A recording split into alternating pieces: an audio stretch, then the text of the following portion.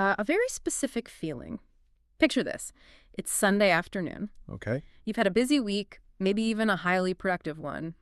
You finally have some time to just relax.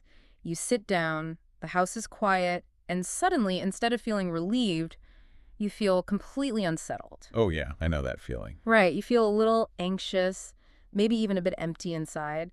And before you know it, you're looking around for your phone, or you just turn the TV on to have some background noise. What you're describing is the classic Sunday neurosis. Exactly. It's that really strange paradox we live in. We have more safety, more comfort, and more entertainment than literally any humans who have ever lived on this planet. Yeah, without a doubt. And yet, we seem to be hauntingly familiar with this void. It's like we have the means to live, but we're totally struggling with the meaning. It really is the defining neurosis of our time. And honestly, to understand it, we don't need another modern productivity hack or, a weekend wellness retreat. We actually need to go back to a source that is decidedly uncomfortable. Which brings us to our mission for today. We are doing a deep dive into Viktor Frankl's Man's Search for Meaning. And looking at all the research we pulled for this, I think it's really easy to miscategorize this book. Definitely. People usually think of it as just a Holocaust memoir. Right, or maybe like a spiritual guide. But if you really dig into the text, it's a rigorous psychological study. It's an investigation into what keeps a human being alive when every single external structure is just stripped away. And that is such a crucial distinction to make right off the bat. We really have to remember who Frankl was before 1942. He was a psychologist, right? More than that, he was a brilliant neurologist and psychiatrist in Vienna. He was already running these incredible suicide prevention programs for high schoolers. Wow. So when he arrived at Auschwitz and later other camps, he didn't just experience the horror as a victim. He observed it. He essentially treated the concentration camp as this terrible, unimaginable laboratory. And I am just awestruck by that because that perspective is what makes this source material so incredibly unique. He's in the middle of literal hell. Yeah. He's starving, freezing, digging ditches in the snow. He lost his parents, his brother, his pregnant wife, but a part of his brain remains detached. Exactly. He's watching his own reactions and the reactions of the men around him, and he's asking this clinical question, what is the pathology of suffering? And pathology really is the perfect word for it, because he breaks the prisoner's psychological journey down into 3 distinct phases. And looking at our notes here, the first phase is the one I think we often get wrong. How so? Well, we assume the immediate reaction to arriving at a death camp is just absolute panic. Yeah. But Frankl identifies it as shock, and it's characterized by a very strange psychological delusion. Oh, the illusion of reprieve. I found this part fascinating. It's wild, isn't it? It is. It's this coping mechanism where the prisoners get off the transport trains, they physically see the chimneys, they smell the burning flesh, and yet their brains literally refuse to process the data. They convince themselves, oh, that's just a factory, we'll be fine. I'm going to be the exception to the rule here. It is a totally necessary psychological buffer. If the full, unvarnished reality of Auschwitz hit the human mind all at once, the mind would just snap. It would break completely. Exactly. So the brain creates this illusion just to buy some time. But, as we know from history, that illusion shatters very quickly. They are stripped of their clothes, their hair, even their names. Replaced by just a tattooed number. Right. Frankl talks about standing there with literally nothing left but his naked existence. And once that initial shock wears off, they enter the second phase. And this is where our deep dive gets into the real meat of the psychology, because this phase lasted the longest. Yeah, by far. And it wasn't fear they were feeling. It wasn't even anger. It was apathy. He calls it emotional death. And this is a concept that is really hard for us to grasp in our modern world, because you and I view apathy as a negative trait. Like laziness or just not caring. Exactly. But in the camps, Frankl argues that apathy was essentially a survival suit. It was a physiological and psychological necessity. Because if you reacted with normal human empathy, if you wept every single time you saw someone being beaten to death, or if you raged at every injustice, you'd burn out in a day. Your nervous system would just completely collapse. You had to shut down your moral values and your normal emotions just to focus on pure survival instincts. Otherwise, the mind would just self-destruct. You have to imagine a sort of cultural hibernation. All the higher order thinking art, politics, polite conversation, moral outrage, it all just recedes. It has to. The world shrinks down to the most primitive imperatives. Getting an extra piece of bread, avoiding a specific guard's case, fixing a broken shoelace so you don't trip in the snow and get shot. The apathy was the only way to insulate the mind from the daily horror. And beatings just became so normalized that they induced total numbness. But there's another element to this phase that the sources highlight, which I think is incredibly relevant to how we deal with trauma and uncertainty today. Are you talking about the provisional existence? Yes, the provisional existence of unknown limit. Because the hardest part wasn't necessarily just the hunger or the freezing cold. It was the formlessness of time. That is so critical. A prisoner had no idea if they would be there for 2 days, 2 months, or 2 decades. It completely destroys your relationship with the future. Frankl actually compares it to an unemployed worker in normal life. When you cannot see a future goal, you can't aim at anything. And you start to decay inwardly. It alters your entire perception of time. A single day feels like a year because of the intense, acute suffering. But then a whole month goes by in a flash because absolutely nothing distinguishes one day from the next. And Frankl noticed something absolutely terrifying about this. The exact moment a prisoner lost faith in their future, the moment they just stopped expecting anything from life, their physical body followed suit. There's that incredibly sad story about his friend, the composer. Yes. Share that one because it really illustrates the point. So this composer friend had a dream that the war would end on March 30th. He was absolutely convinced of it. He was holding on to that specific date as his lifeline. It was his reason to endure the apathy. Right. And when March 30th came and went, and the war clearly didn't end, he suddenly fell ill. Just immediately. He died of typhus on March 31st. Frankl's analysis was that the sudden loss of hope literally lowered his immune resistance. Yeah. The physical connection between meaning and survival wasn't just a metaphor for these people. It was biological. Oh. Which brings us to the third phase, the aftermath, liberation. And this is the part where Hollywood movies usually get it totally wrong. Oh, completely. The gates open, the Allied soldiers roll in, and everyone is cheering and hugging. But Frankl paints a much darker, much more complicated picture of what freedom actually looked like. He describes a moral deformity. The best way to think about it is like a deep-sea diver. Okay. If you bring a diver up from the bottom of the ocean too fast, they get the bends.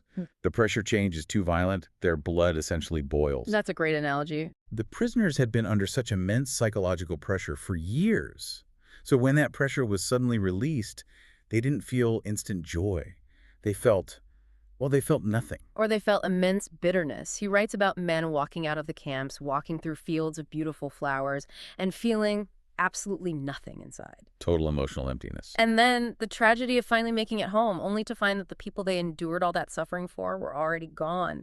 It creates this massive moral disorientation and disillusionment. It completely debunks the myth that suffering automatically ennobles people. Right. Suffering can twist you. It can make you bitter and angry. It takes tremendous psychological work to readjust to normal life after trauma like that. And that specific work is what led Frankl to his central realization. It's the concept that really elevates this book from a historical memoir to a philosophical masterpiece. The last of the human freedoms. Yes. Now, I want to play devil's advocate here for a second. Go for it. Because when you hear it phrased as the freedom to choose your attitude, it can sound a bit like a cheesy corporate motivational poster. Sure. Just think positive. Exactly. It feels a bit reductive when you're talking about starvation and torture. How does choosing your attitude actually help when you are literally dying of typhus? That is the skeptic's question, and it is absolutely the right one to ask. But Frankl is not talking about toxic positivity. He's not saying smile while you starve. Right. He is talking about fundamental spiritual agency. He realized that the Nazi guards could control his environment. They could control his caloric intake, his pain levels, his dignity, and even his death. But they could not force him to hate them. They couldn't touch his internal world. Exactly. They could not force him to abandon his internal dignity. Everything could be taken from a person except that one thing, the freedom to choose one's attitude in any given set of circumstances. So it's about maintaining the self as distinct from the situation. Precisely. And the sources provide these incredibly moving, specific details. There were prisoners who, despite literally starving to death, would walk through the huts comforting others. Giving away their very last piece of bread. Yes. And biologically, that makes zero sense. The primal survival instinct should be screaming, "Eat the bread!" But they chose to give it away. Why? To prove that they still could. To prove, even if just to themselves, that they were still human beings capable of moral choice. That act of choice is the last freedom. And Frankl argues that choosing dignity over despair wasn't just a moral victory. It was a survival strategy. Meaning gave them the vital strength that their physical bodies lacked. Which perfectly transitions us into the new school of thought he developed from all of this, logotherapy. Right. And just to clarify for everyone listening, logos is a Greek word that translates to meaning. And to really understand why logotherapy was so revolutionary, we have to look at the landscape of psychology at that time. You basically had two massive figures dominating the field. Freud and Adler, the giants. Exactly. Freud was obsessed with the pleasure principle. He essentially argued that humans are primarily driven by the desire to maximize pleasure and avoid pain. We're basically just sophisticated animals chasing a dopamine hit. Right. And then you had Adler, who argued that the primary drive is the will to power. Huh. We want to dominate, we want status, we want to be superior. But Frankl looks at his laboratory in the camps and says, neither of those theories hold up. Because in Auschwitz, there was absolutely zero pleasure. None. And there was certainly zero power or status for the prisoners. Everything was stripped, and yet some people still desperately wanted to live. So he proposed a third way, the will to meaning. He argues that we are not just pleasure-seeking animals, we are fundamentally meaning-seeking beings. And this is so relevant to you listening right now because Frankl actually argues that chasing pleasure is a sign that you lack meaning. Pleasure is supposed to be a byproduct of living a meaningful life, not the ultimate goal itself. Okay, so if we need meaning to survive and thrive, how do we actually find it? Logotherapy breaks this down into 3 very practical paths. Let's walk through these. Sounds good. The first one is probably the most familiar to us, the path of work or creation. Finding meaning by creating something valuable. Right, but it's not just about clocking in at a job to pay the bills. It's about contribution. It's creating art, building a business, serving your community, or building a family. It's the act of leaving your unique fingerprint on the world. Exactly. Saying, this exists because I was here. Now, the second path is the one that I found the most deeply moving. The path of love. Yes. And to be clear, Frankl isn't talking about Hollywood romance or infatuation here. Not at all. He defines love as seeing the absolute full potential of another human being, grasping them in the innermost core of their personality. And there's this crucial, heartbreaking detail from the source material. Frankl survived mentally by imagining deep, ongoing conversations with his wife. While he was literally marching in the freezing cold to dig trenches. Right. And the tragedy is, she was likely already dead. She was killed in another camp. But he didn't know that. And even if he had known, he realized it wouldn't have mattered to his internal state. The love he felt gave him superhuman strength. He realized that love goes far beyond the physical person. Then we arrive at the third path, and I think this is the most difficult one for modern audiences to swallow, the path of suffering. This is the absolute core of logotherapy. Frankl insists that when suffering is completely unavoidable, we can still find meaning in how we respond to it. But we need to be very careful here. He's not saying that we should actively go out looking for suffering. Absolutely not. He is very clear that suffering unnecessarily is masochistic. It's not heroic. If you can change the situation, if you can get out of an abusive relationship or quit a toxic job, you must change it. But when you are faced with a tragedy, you absolutely cannot change. An incurable illness, the loss of a loved one. That is when this third path becomes a lifeline. It's about transforming your personal pain into a human triumph, turning suffering into sacrifice or growth or courage. Which brings us perfectly to the modern relevance of all this. Because we are sitting here in 2026, and most of us listening are not in a literal prison camp. But Frankl's ideas feel more urgent now than ever. Because of the existential vacuum. Yes. Let's unpack that. Frankl basically predicted the mental health crisis of the modern world. He saw that as society advanced, we would have increased comfort, but massively decreased meaning. It's that Sunday neurosis again. We solved the problem of survival, but we created a massive problem of purpose. When you don't have to fight to survive, you are left staring at the question, what is it all for? And because so many people don't have an answer to that, they try to numb the emptiness. We chase fleeting pleasures, which just leads to more emptiness, which leads to depression, addiction, and aggression. He explicitly links addiction to this vacuum. When you have a void of meaning, you try to fill it with temporary chemical pleasure. So what is the solution? Frankl points to the relationship between freedom and responsibility. And he uses this brilliant metaphor that I just love. The Statue of Liberty. Yes. Share that with the listeners. So Frankl loved the idea of freedom, but he warned that freedom is only half of the equation. Freedom without responsibility just creates chaos. Right.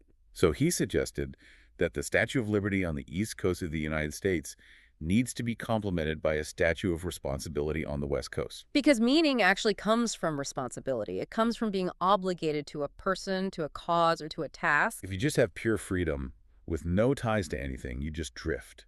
You fall right into the vacuum. This all ties into his concept of tragic optimism. Yes, which is so important to define.